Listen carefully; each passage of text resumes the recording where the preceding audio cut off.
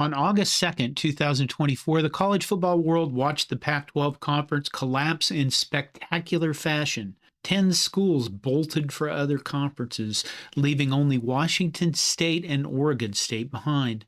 Pundits called it the end of an era, a century of West Coast football tradition reduced to rubble by television money and greed. But here's what nobody mentioned during all those obituaries and hot takes. The Pac-12 didn't die in 2024. It died 66 years earlier. And when it did, it took one of the college football's greatest coaches down with it in a scandal involving a hotel room, a pimp, and the death of a dynasty. This is the story of the Pacific Coast Conference, Red Sanders, and the scandal that killed them both. In January 1949, UCLA made a hire that would change everything. They lured Red Sanders away from Vanderbilt, offering him $13,000 a year to come and build a football program in Westwood. Sanders was 43 years old, witty, charismatic, and absolutely obsessed with winning. He would later coin the phrase that Vince Lombardi gets credit for. Winning isn't everything, it's the only thing. When Sanders arrived at UCLA, the program was mediocre at best. The Bruins had never won a Pacific Coast Conference championship. They were an afterthought in Los Angeles, overshadowed by USC across town. Sanders looked at this sleeping giant in America's second largest city and saw unlimited potential. He immediately redesigned everything. Out went the old navy blue jerseys. In came what Sanders called powder keg blue, a lighter, more vibrant shade that would pop on the grainy black and white film that opponents used for scouting. He added the distinctive shoulder loops, the UCLA stripe, designed to give the impression of motion. He changed the number font to Clarendon typeface. These weren't just cosmetic changes. Sanders understood that UCLA needed an identity, a brand, something that said they had arrived. On the field, Sanders installed his beloved single-wing offense, an increasingly rare formation that he'd mastered at Vanderbilt. He was an innovator. He invented the squib kick and pioneered the 4-4 defense. But more than scheme, Sanders brought an intensity and a winning mentality that UCLA had never known. The results were immediate. In his first season, 1949, Sanders took a team that had gone 3-7 the year before and turned them into a 6-3 squad, finishing second in the Pacific Coast Conference. It wasn't a championship, but it was a statement. UCLA football was no longer an afterthought. Over the next 4 seasons, Sanders continued building, assembling the pieces of something that would become one of college football's great dynasties. The best was yet to come. The 1954 UCLA Bruins went 9-0 and won the national championship. They led the nation in both offense and defense. They demolished opponents. They shut out USC 34-0. Sanders was named National Coach of the Year. UCLA football, a program that won exactly nothing before he arrived, now stood atop the college football world. There was just one problem. Because of the conference's no-repeat rule, which prevented teams from playing in consecutive Rose Bowls, the undefeated national champion Bruins couldn't go to Pasadena. Instead, USC, the team UCLA had humiliated, went to the Rose Bowl and got crushed by Ohio State. The Bruins, who might have unified the national championship on the field against the Buckeyes, had to watch from home. Sanders was livid. But he changed that anger into building an even stronger program. UCLA went to the Rose Bowl after the 1955 season. Sanders had transformed UCLA from irrelevant to elite in less than a decade. He was the Wizard of Westwood before John Wooden ever earned that nickname. But here's what everyone in Los Angeles knew, even if they didn't say it out loud. UCLA's rise to prominence wasn't just about coaching, genius, and hard work. It was also about money. Lots of money. Money that wasn't supposed to exist. Behind Sanders' success were two booster organizations, the Bruin Bench and the Young Men's Club of Westwood. On paper, they were supporter groups, alumni organizations, nothing unusual, but what they actually operated were sophisticated slush funds that funneled cash to UCLA players in direct violation of Pacific Coast Conference rules. The PCC in the 1950s didn't allow athletic scholarships the way we understand them today. Schools could provide some financial aid, but it was supposed to be based on need and had strict limits. What the boosters at UCLA were doing went way beyond that. They basically set up payroll systems. Players would show up at designated spots and collect cash. Fake jobs were created where players got paid for work they never did. It was pay for play, 1950s style, and Sanders knew all about it. His entire coaching staff knew about it. According to the conference investigation that would later expose everything, Sanders and his assistants actively cooperated with the Booster Club members, referring players to them for aid. They didn't just turn a blind eye, they participated in the system. UCLA wasn't alone. USC was doing it. California was doing it. Washington was doing it. All the big programs in the conference had similar operations. The difference was that UCLA under Sanders was winning. And in anything in life, success breeds jealousy, and jealousy breeds contempt and scrutiny. The first domino fell in 1951 when University of Oregon coach Jim Aiken was caught violating conference rules for financial aid. Aiken was forced to resign. But as he went down, Oregon's administration made sure to point the conference toward UCLA and Red Sanders. If we're going down, they essentially said, make sure you look at what they're doing in Westwood. The Pacific Coast Conference began what would become a 5-year investigation into its own member schools. What they would uncover would tear the conference apart. The next domino wasn't in Los Angeles. It was in Seattle. In January 1956, the University of Washington football team staged a mutiny. They demanded the head of their coach, John Sherberg. The university fired him, but Sherberg wasn't going quietly. On his way out the door, he decided to burn the whole house down. He went to the press and detailed the Greater Washington Advertising Fund, a booster operation run by Roscoe Torchy Torrance that had been putting cash in players' pockets for years. The PCC investigated. They found the receipts. Washington was hammered with sanctions, but the investigators weren't done. They turned their eyes south, toward the gleaming new empire Red Sanders had built in Westwood.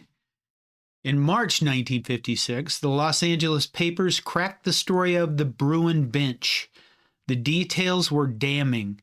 Payrolls, fake jobs, cash handshakes. UCLA's response? Silence. For 10 weeks, the university stonewalled.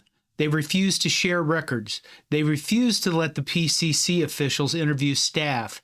They held the line, banking on their status as a public institution and a national power to protect them. It didn't work. The pressure became suffocating. Finally, the dam broke. UCLA admitted everything. In a statement that sealed the program's fate, the administration acknowledged that Red Sanders and his entire staff had known about the payments for years. They hadn't just looked the other way. They were the intake officers funneling recruits directly to the boosters who held the cash. Once UCLA fell, the rest of the conference crumbled. It was a contagion. A furious UCLA alumnus, angry that his school was taking the heat, blew the whistle on USC's Southern California Educational Foundation. Then the domino hit Berkeley, exposing the San Francisco Gridiron Club. By the end of 1956, the conference's four powerhouses, UCLA, USC, Cal, and Washington, were all exposed. The Pacific Coast Conference faced an existential choice.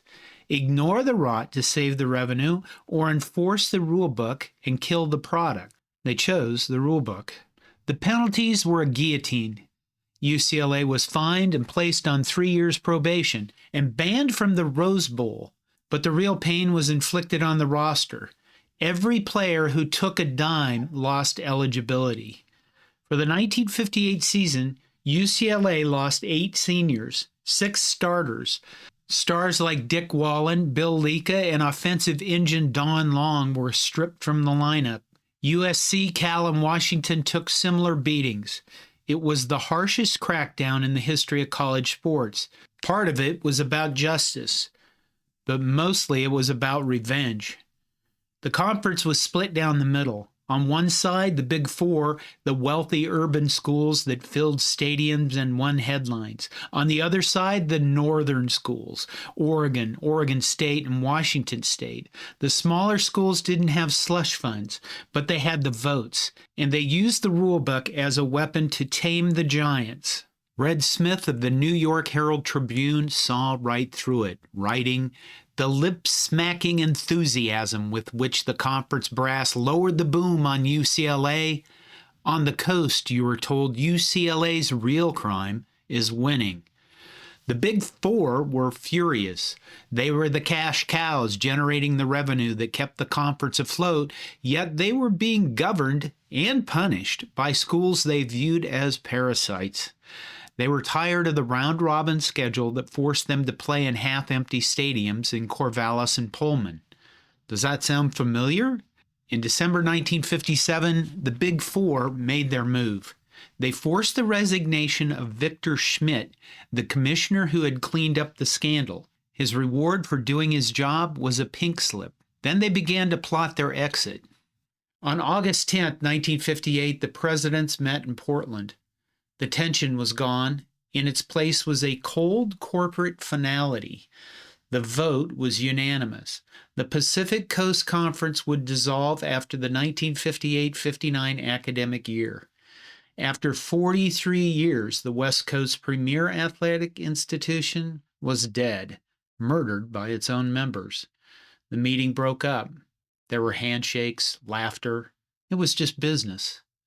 4 days later, on August 14th, Red Sanders was dead. It was a scorching August afternoon in Los Angeles. Sanders had gone to visit an old friend, an 81-year-old man named William T. Pop Grimes, at the Lafayette Hotel near downtown. At some point during the visit, Sanders complained of the heat. Pop went to get him a cold drink. When Pop returned, Sanders was dead. Heart attack. He was 53 years old. Sanders wasn't alone. With him was a woman named Ernestine Drake. She told investigators that Sanders had been talking about football. She said his last words were, "Football is a great game. You should come out this fall and see a few games." She didn't remember much else. The San Francisco Examiner published the real story. Ernestine Drake wasn't just some woman. She was a divorcee who had been convicted of prostitution in Beverly Hills in 1957 and had served jail time. Pop Grimes, the 81-year-old old friend, had a record of arrests for pandering and had served time in San Quentin for procurement. The greatest coach in UCLA history had died in a hotel room with a prostitute and a convicted pimp. His funeral was held with full honors. The eulogies praised his coaching genius, his wit, his contributions to UCLA football. Nobody mentioned the sanctions, the scandal, or the circumstances of his death. They remembered the national championship, the Rose Bowls, and the victories over USC. But the truth hung over everything like smoke. The stress had gotten to him. The sanctions had destroyed the program he'd built. His reputation, once golden, was now forever tainted by the slush fund scandal. The conference he'd helped kill with his cheating had voted to dissolve just 4 days before his death. In the hotel room that day, Red Sanders wasn't a national championship coach. He was a disgraced figure drinking in the afternoon, seeking escape from what his life had become. UCLA tried to move forward. Sanders' top assistant, George Dickerson, was named interim head coach. 3 games into the 1958 season, a season in which UCLA went 3-6-1, their worst record in nearly 2 decades, Dickerson suffered a nervous breakdown and had to be hospitalized. The pressure had broken him too. Assistant Bill Barnes took over and coached UCLA for 7 years, going 31, 34, and 3. The dynasty was over. UCLA football fell into a dark age that wouldn't end until Tommy Prothro arrived in 1965. And even Prothro couldn't match what Sanders had built. The circumstances of Sanders' death were a metaphor for everything that had happened. A brilliant coach brought low by the corruption he'd participated in. Dying in squalor, just as the conference he'd helped destroy voted itself out of existence. It was Greek tragedy played out in a downtown Los Angeles hotel room. While they buried Sanders with full honors, they were also burying the conference he helped to destroy. 5 schools, California, UCLA, USC, Washington, and Stanford, immediately formed the Athletic Association of Western Universities, the AAWU. Stanford hadn't even been penalized in the scandal, but they'd voted for UCLA's expulsion from the PCC. Now they were partners in the new league. It was all business. The 3 remaining schools, Oregon, Oregon State, and Washington State, were left out in the cold. The AAWU didn't want them. They didn't draw enough fans. They didn't generate enough revenue. They were expendable. Washington State was finally allowed to join in 1962. Oregon and Oregon State had to wait until 1964, forced to spend years as independents, begging for a seat at a table they'd helped build back in 1915. The AAWU eventually became the Pacific 8, then the Pac-10, and then the Pac-12. The new conference claimed the PCC's history as its own, even though it operated under a completely different charter with completely different values. It was revisionist history. The Pac-12 pretended it was 108 years old, when it was really built on the corpse of a conference that had destroyed itself in 1958. And on August 2nd, 2024, the day USC, UCLA, Washington, and Oregon formally joined the Big Ten, Oregon State and Washington State found themselves abandoned again. History had repeated itself almost word for word. The 2 schools left behind in 2024 were 2 of the 3 schools left behind in 1959. 65 years apart, the same betrayal. The same excuse, the profitable programs deciding the smaller schools were expendable.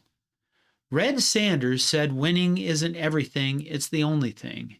In the end, that belief didn't just kill the Pacific Coast Conference, it killed him too. The Pacific Coast Conference died in 1958. What everyone watched collapse in 2024 was just a ghost, haunting the same ground, making the same mistakes, and meeting the same end. Some ghosts never rest. They just wait for history to repeat itself.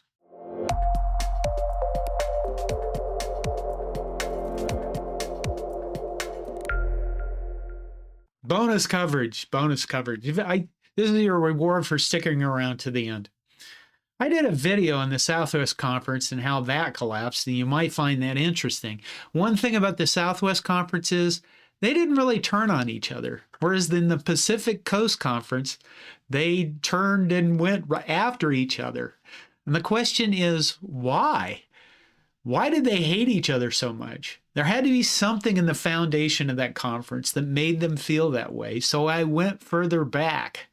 When the conference was founded in Portland in 1915, the 4 charter members were all Pacific Northwest schools: Cal, Washington, Oregon, and Oregon State. Washington State joined in 1917, Stanford 1918, and USC came in 1922. And from almost the moment the California schools arrived, there was a sense among the Northern and Bay Area institutions that the conference had admitted some people it wasn't entirely sure about. By 1924, that sense became action. USC had been a member for all of 2 years when California and Stanford jointly announced mid-season that they were cutting off all athletic relations with the Trojans. Ineligible players, they said. The Trojans were formally suspended from the conference. Then, after a series of private meetings in San Francisco that winter, USC was quietly reinstated. The terms were never disclosed. Cal still refused to play them the following season anyway. USC's response was blunt. Graduate manager Gwen Wilson told Stanford officials, "If we're not good enough to play you in 1925, we're not good enough to play you in 1924. And the 1924 game was canceled. Stanford ended up playing a home game at Cal Stadium in Berkeley against Utah. It remains one of the stranger footnotes in conference history. By 1932, the conference conducted a formal self-study, essentially an internal audit of its own practices. What they found, uncomfortable enough to warrant that kind of review, isn't fully documented in public sources, but the fact that they felt they needed to do a self-study 8 years after the USC suspension tells you something about how much confidence the member schools had in each other. Then in 1938, the conference hired a former FBI agent, a G-man, named Edwin Atherton, and paid him $40,000 to spend 2 years investigating athletic abuses across all 10 member schools. 2 years, 700 pages. That report landed in 1939 and was damning enough that the conference immediately hired Atherton as its commissioner to implement his own recommendations. Think about what it means when your conference has to bring in a former G-man just to figure out what its own members are doing. This isn't a league. This isn't a conference that's operating in good faith. This was a league that had known for years something was wrong. And through all of this, the internal class divisions never went away. So by the time the slush fund scandal broke publicly in 1956, you had decades of accumulated grievance sitting underneath it. California schools looking down at the Northwest schools. Northwest schools resenting it. Everybody cutting corners while pointing fingers at everybody else. Private backroom deals that papered over problems instead of solving them. When Commissioner Smith tried to enforce the rules with actual integrity and the California schools found themselves facing serious sanctions, everything exploded. Talk about history repeating itself. 2024's move to the Big Ten by some of the schools was in the cards from the very beginning. I find it amazing that no one ever told these parts of the story when in 2024 the Pac-12 broke up. And I have to conclude, it's because nobody knows college football history. And that's what I'm here for, to resurrect the past that we've all forgotten. This is John Johnston with Hardcore College Football History. Thank you for watching.